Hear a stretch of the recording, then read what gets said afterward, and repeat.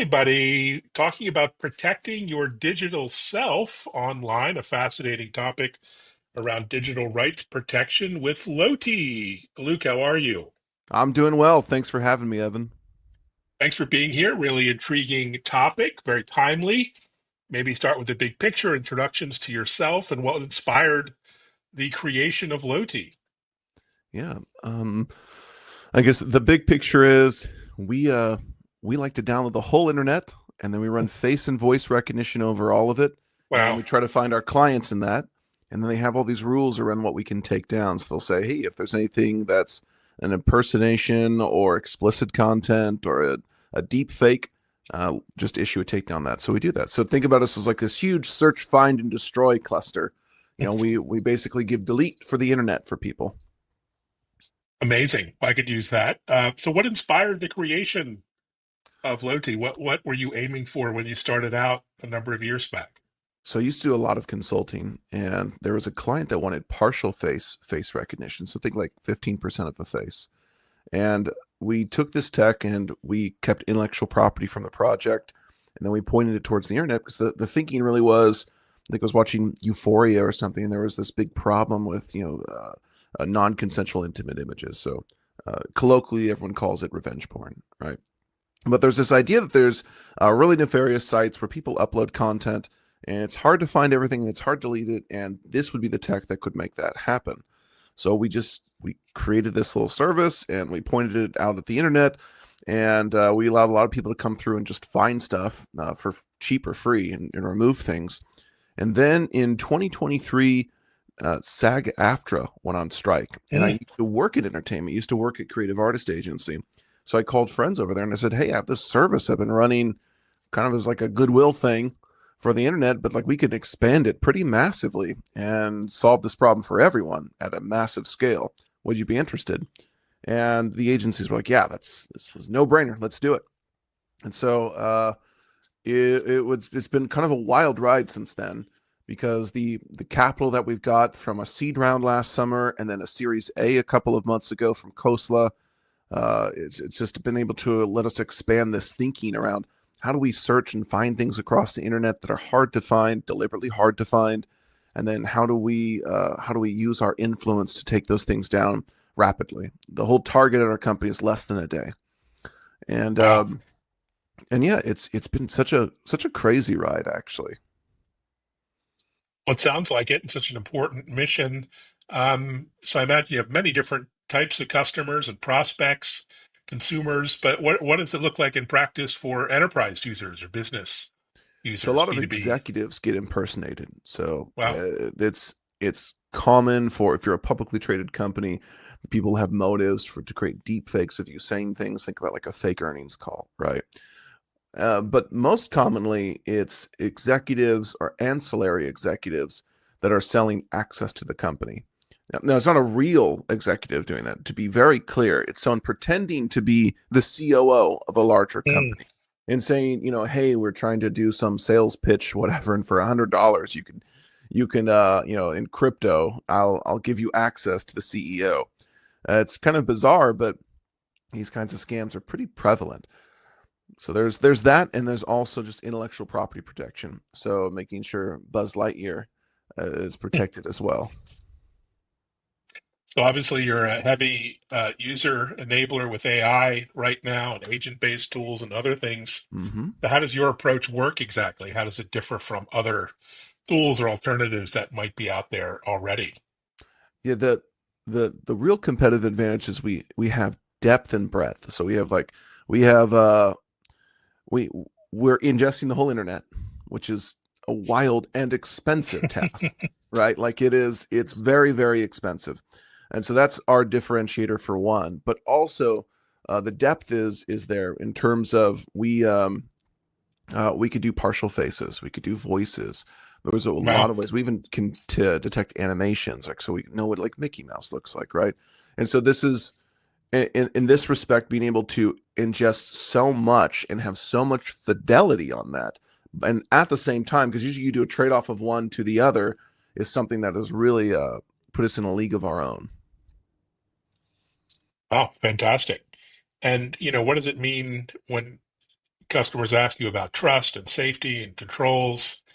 I mean, the enterprise, they have a lot of these kind of requirements. How do you work with businesses?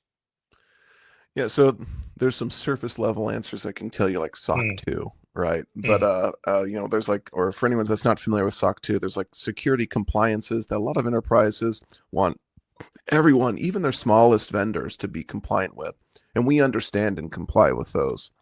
But beyond that, especially in this space, when you talk about privacy and security, uh, our system has 10 billion pieces of biometric material, right? Faces and voices. Like, we're tracking most of the internet. Like, it's really, really important for us to make sure our systems are secure. So as a funny bit, like our security team, we have an offense and defense security team. And some people on the offense side are constantly trying to hack our own system, and the defense side play against it. That's not SOC 2. That's like above and beyond, right? But we're really, really interested in having a very secure system. And then the last way I think I would answer the question is, people are curious about what it means to be trusted on the internet, right? Like, how do, like, there's you, the real Evan, and there's a fake Evan imposter out there. Sometimes the conversation around trust and privacy and things of that nature really start to dive into, how do I make sure that my fans trust the real me, right? And that's a bigger question. Obviously, I'm biased. I have a great service that'll help people do that, but there's a lot of ways that people try to tackle that problem, right? And it's becoming a growing problem on the internet. Of, if you there's a funnier movie. It's not really a comedy, but it came out, Mountainhead, HBO last week, and I've heard so much about it. But really, like, there's a growing concern that everyone has, both in art like that, and just in a normal conversation like this, where we wonder, what will the internet look like when we are in some kind of post-truth era? And I don't have great answers for that. Just the good questions. So you must see lots of really unexpected, interesting ways customers are using your platform. Care to share any stories or anecdotes in that regard? Yeah. We tell people we run a strategy engine, not a morality engine. So for Mm, certain celebrities, we don't care what the rules are that they create of what they want to take down. So they might say, you know what, I don't really care about any of the explicit content. You can just leave it up. I really care about just imposters. We are not going to tell them, oh no, it's important for the internet that you do. No, we don't care. And so it's really funny when you think about that you can make whatever rules you want, and you understand how, fame and artwork and the combination of the two, and these people that are public figures, they deeply understand their audience. They understand the power that they get through the like the podium that they have, and they're very mindful about what they take down. You would think that, given the ability to find everything and delete it, a lot of people would do that. But in fact, that is not the case. That, in fact, they're very strategic about the areas in which they would like to be represented or not represented online. interesting. And you're a global platform, I imagine, We considering are. the internet is global. How does that work in different regions and countries, different rules, regulations? Yeah, we I assume you're not just a US service. yeah, we spend a good portion of our sales process telling people what we don't do. So we aren't effective on Tor, like, which is like the dark web, the black Mm, market of the internet, right? Because if we issue a takedown there, they have no reason to listen to us, right? So we make sure everyone understands. Like, by the way, I'm not going to be able to do anything there, and we don't work on in Russia. Russia has rebuilt their entire financial system and everything else out of everything that's come out of that conflict. So we are also really straightforward that, hey, if there's a site in Russia and it's fully Russian, like Russian domain, Russian servers, it's basically us asking nicely. They don't really have any reason at all to take things down. And so, because of these two areas that are, and I know Tor doesn't technically talk to globalization like the question you asked, but on some level it is a little bit, which is, there's some areas of the world, both physical and theoretical, that we cannot touch. I bet. And so, how do you tie into what's happening on the regulatory legal side? You obviously have big legislative requirements, DMCA, and all kinds Yeah. of related rules. How do you keep on top of everything that's happening there, or does that sort of play a part in Oh, you know, your work? we've been really lucky that for at least in the U.S. we've been asked for guidance on all of those rules. So the laws that are coming out, like Takedown and no fakes, there's a lot of really smart people that are pushing that forward, that are authoring that. And we've been lucky enough to grab Zoom calls with them to tell them, hey, this is the thing that we need on the takedown side. And they're very nice. And they all are like, okay, that's cool. And so what we care about is, what is the language for takedown? You know, because Mm, if you make it like DMCA language, then you get 2 weeks to take things down, which mhm. is in 1999, like 2 weeks on the internet probably felt like the right amount of time. Right now, 2 weeks on the internet, that's like four press cycles, right? Like that's something that's gotten big and then shredded and then going up, and like it's that's way too long. It's an eternity. You know, the internet history of the last 2 weeks has been crazy, right? And so um so anyway, so the language we've asked for is like, hey, can we get something that's more compressed? So like 48 hours tends to be the thing that we've been trying to push there. And then at the same time, so while that's a tailwind for us, like having a lot of the U.S. legislation say, if you are being deep faked online and you did not authorize it, you have the ability to issue a takedown. That's a wonderful gift for our business, right? And then you have other jurisdictions that are trying to say, you know, like no face recognition at all, like carte blanche, like Mm. nothing at all, like full stop, no face recognition. And we have to go to those jurisdictions and tell them, you know, I apologize, but this is the only way to solve this crisis, right? Like if I can't find you, right? If I can't identify that it is Evan, it doesn't matter if it's a deep fake or not, Mm. right? There's lots of things that are deep fakes. In fact, people will use filters to make themselves look prettier, better, or put cat ears on themselves, right? That's technically all AI. That's all technically a deep fake, right? What really matters is the content. Like, what is it? And is it you? Everything else just immediately becomes immaterial. And so when it comes to legislation, we're getting some really good stuff and some other stuff. We just have to be more educational to those legislators. Interesting. And tell us about your go-to-market today, and maybe in the future, are you going directly to these customers? Are you Yeah. partnering with any of the big tech players? How might that look over time? So right now, go-to-market is all of our public figures. We use distribution channels. You can't really like cold call an ex-president, right? Like that's not like how it works, right? But we know the markets, or we know the channels that they'll go to seek help on this particular product or this particular problem, and we go to those places. For consumers, the product is really straightforward. You go to the site and sign up. Right? We don't spend a lot of time or money or ads on that because it's almost free. In fact, there is a free version where you get 5 takedowns a month. So Oh, we wow. don't really make money on that. And so we're not trying to like push it wildly. It's just, if you have this problem, we're already running this cluster. We're solving it for a lot of public figures. You can just come and sign up and we'll take it down for you too. We're trying to be a good service to the internet and trying not to be a war profiteer. Like if you have a particularly bad problem on the internet and you are a consumer and you need 5 things taken down, feels odd for us to really gouge you for that. But you mentioned tech partners. Yes, we are partnering with some larger tech, like the one of the largest, several large platforms for social media. But it's not for them to do compute or to use their technology. It's actually because they want to be really good partners and they want to have things come down faster as well. So they'll partner with us and they'll say, hey, Loti, can you send us the list of things that need to come down this week? And we'll say, absolutely. And we'll send it off to them.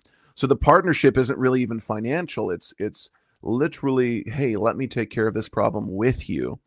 And we've been lucky enough to find the right people at all those companies to push that. Fantastic. You must be an interesting partner to law enforcement agencies, where you have, huge problems with revenge porn and child exploitation and all kinds of other things. Is that a market for you, or an opportunity, or just gratifying that you can help? Um, we so when it comes to like CSAM, like child Mm. exploitation, we're really trying to work with NCMEC, like National Center for Missing and Exploited Children, and not really for profit either. They don't have the budgets they needed, and that feels really odd for us to try to charge money on that front. So if we are trying to work with the right agencies to use our superpower for good. Mm. When it comes to law enforcement, though, we are shying away from that. It's Hmm. not on the roadmap, and a lot of it comes down to be able to give, you know, people jokingly call our service like God mode for the internet, right? And it's like, and to give that to every law enforcement, it opens a lot of ethical questions, Hmm. and in some jurisdictions, a lot of legal questions. And so right now we are actively avoiding that quagmire. And so we are not selling it to any law enforcement. We're not selling surveillance as a service. It is really just you being able to find you online, and that's certain that like all the plants align for that. The ethos is spot on. It's hard to find anyone that would disagree with that kind of service, right? Like being able to Hmm. find you and delete you on the internet. It's very there's no I don't have to think about the ethics behind that.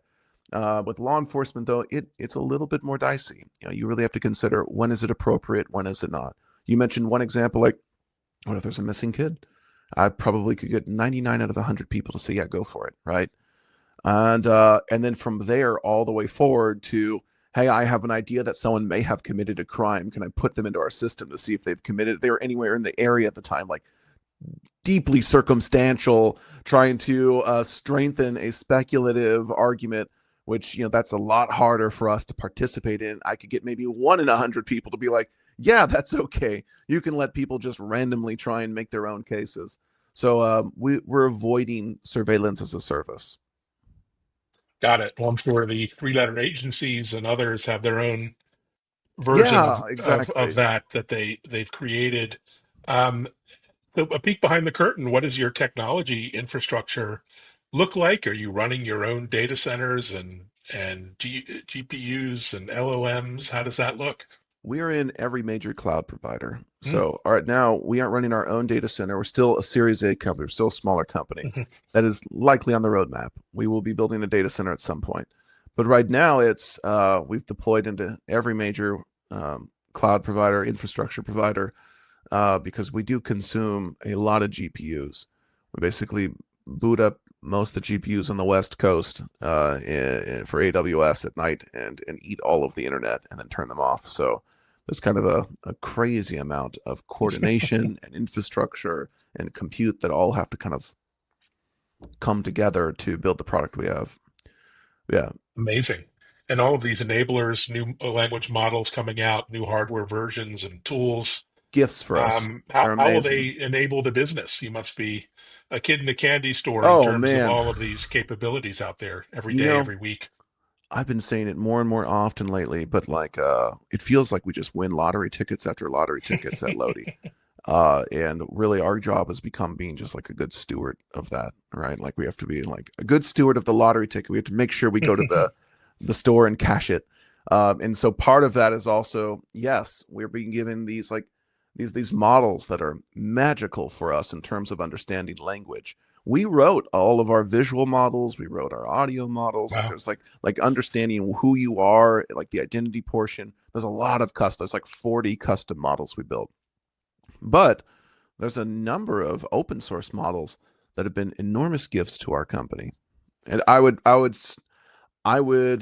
anyone that's listening, I would say don't shy away from that, right? Like if you have access to the open source stuff, you don't it's not bad to use their stuff. Even if you are building your own custom cool things, there's no reason to turn down any tool that'll help you succeed. Great advice. So what's next? Dare to ask, you're doing so much today. What are you excited about over the next year or two? It really is an expansion of our defensive product, right? So we we want to make sure that things that are generated with the right rule sets. And so when we see things that get generated and they get put out on the internet somewhere, we want to make sure that hey, that matches up. You're good to go. You can make that of that person. Kind of back to something we talked about at the start, which is public figures tend to have very strategic ideas around how they're represented. And in a Gen AI world, they're not going to want to not be generated, right? They'll want to be generated just to follow the right rules. And so there's an expansion of that thinking that we're going to do in the next year. More to Fantastic. come. Well, so, Yeah, so, so interesting. Yes, can't wait to see all the good stuff ahead, onwards and upwards. What a great service. I can't wait to try it out personally on a few things, and I'm sure many of our listeners would love to put this in action. Thanks for joining, Luke. of course. Thanks for having me. All right. Thanks everyone for listening and watching, and check out our new TV show, TechImpact.tv, now on Fox Business and Bloomberg TV. Take care.